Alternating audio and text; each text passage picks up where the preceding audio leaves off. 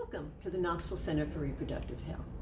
This video reviews the aspiration abortion option, also known as procedural abortion or surgical abortion.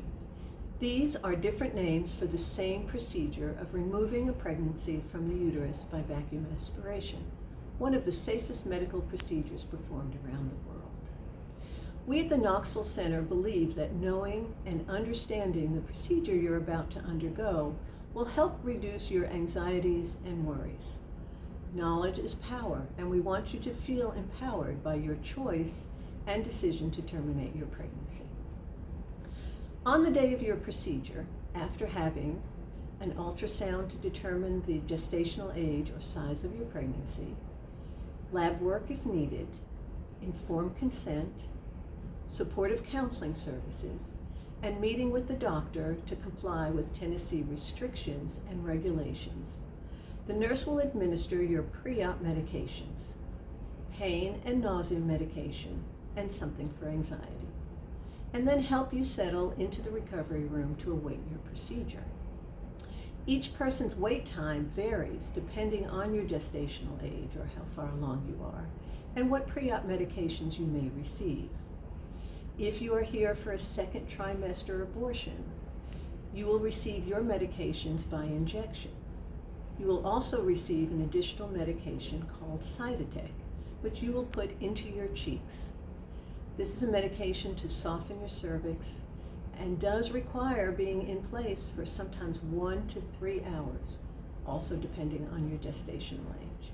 So we encourage you to bring something along with you to keep yourself occupied, a book to read or something, if you have one of those longer waits. The procedure itself is about 5 to 10 minutes for a first trimester abortion and 10 to 20 minutes for a second trimester abortion. Okay, so let's go ahead and walk through the steps of the procedure. Once in the procedure room, the doctor will begin by performing a pelvic exam, inserting 2 fingers into the vagina to determine the size and position of your uterus. Then a speculum will be placed inside the vagina. Remember, this is the same instrument that the gynecologist uses when he or she does a pap smear for you.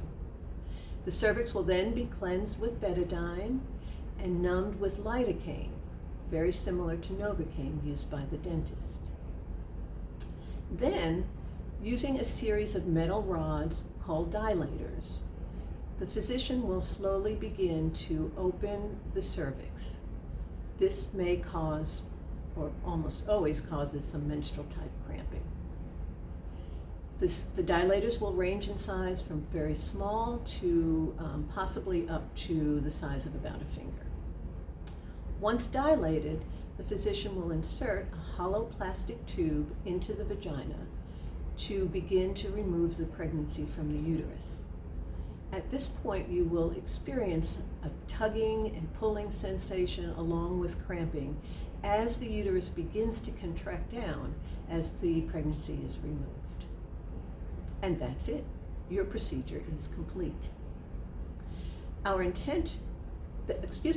Then the assistant will have you get dressed and escort you back into the recovery room, where nursing staff will administer post-op medications, a snack, and monitor your condition until it is time for your discharge home with written aftercare instructions. So, that will be it. Your whole procedure is complete. Our intent with this video is that you know what to expect on the day of your procedure. Our website has more detailed information, including your informed consent and aftercare instructions. Our caring staff is available to answer any questions you have. We're always just a phone call away. Our intent, again, I hope you have found this information helpful.